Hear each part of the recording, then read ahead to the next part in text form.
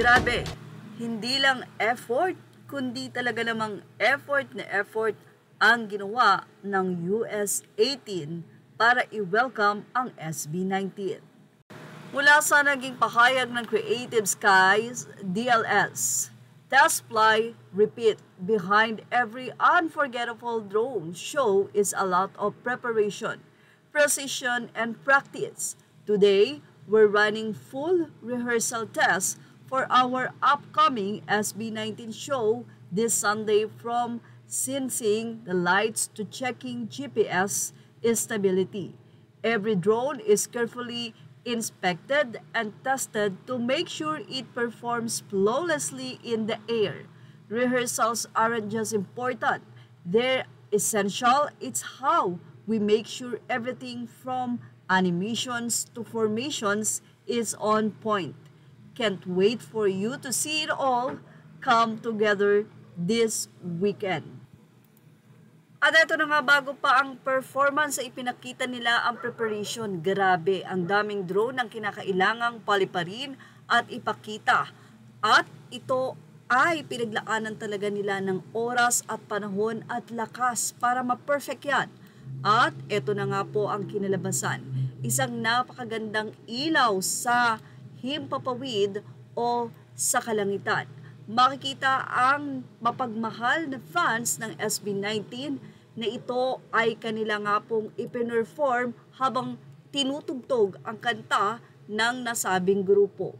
Diyan ay makikita ang mga word na "We love you", "Mahalima", SB19, ang isang rocket, at syempre ang watawat ng Pilipinas sa pagiging proud nila. Ganon din ang nasabi nga pong fan ng pangalan ng fan na naghanda nito for SB19, Solid Block Link USA. At syempre, grabe ang naging komento at reaksyon ng mga kapwa fans ng SB19 na tinatawag ng 18. Mula sa naging komento ng post na ito ng isang Facebook post na ni Ryu Bester, ibang level ang US 18. Sana ma-witness nila ng live. Pasabog sila. Mula naman sa isang netizen or sa isang fan, sinabi nito na just a reminder, please, it's not US 18. Let's give proper credit to the sponsor of this fun project. US 18 and SB Link is different fan base. Instead, you may use 18 USA for general term. Thank you. Sa pa nga ng mga netizen at fan, iba talaga ang magagawa ng mga jobless natin. Di patatalo ang 18 sa US. Dahil kung tawa dun, Caps, hahaha. Well, before kasi ay sinasabi nga na ang mga fans daw ng SB19 ay mga walang magawa at mga walang trabaho. Pero nakita nyo naman kung paano mag-effort at gumasto sa mga ito para i-welcome nga ang pagdating ng SB19. Well, narito naman ang isang sana all na fan.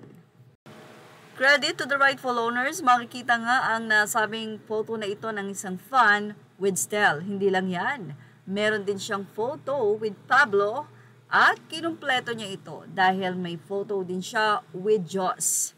Hindi lang yan at may kuha rin siya kasama si Ken or si Philip at syempre ang bunso ng grupo na si Justin. Well, reaksyon ng mga netizen, sana all ka-Caps. Say nila, pinagpala sa lahat, pinagpala sa Capsicum na lahat, sana all Caps, pero happy pa rin for you. Ikaw po ang nanalo sa laban na to, pati ang kan ni Anjan.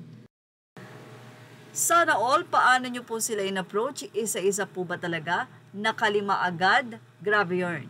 Grabe, Caps, na kumpleto mo, ikaw na, huhul, sobrang pinagpala. OMG, daig mo pa si SBIP Caps. Sana all, Leslie Bautista, I will try my luck sa Saudi or Qatar if hindi sila matatakot pumunta ng Middle East. Say naman ng isa, hala ate, ikaw na naman, sumusobra ka na po. Sana all, hehe. Wala talagang bakas na pastar sila. Say pa ng isang netizen. At yan nga ang ating mga ganap update ng SB19. Thank you for watching. Please like, share, and subscribe. Images are always credit to the rightful owners.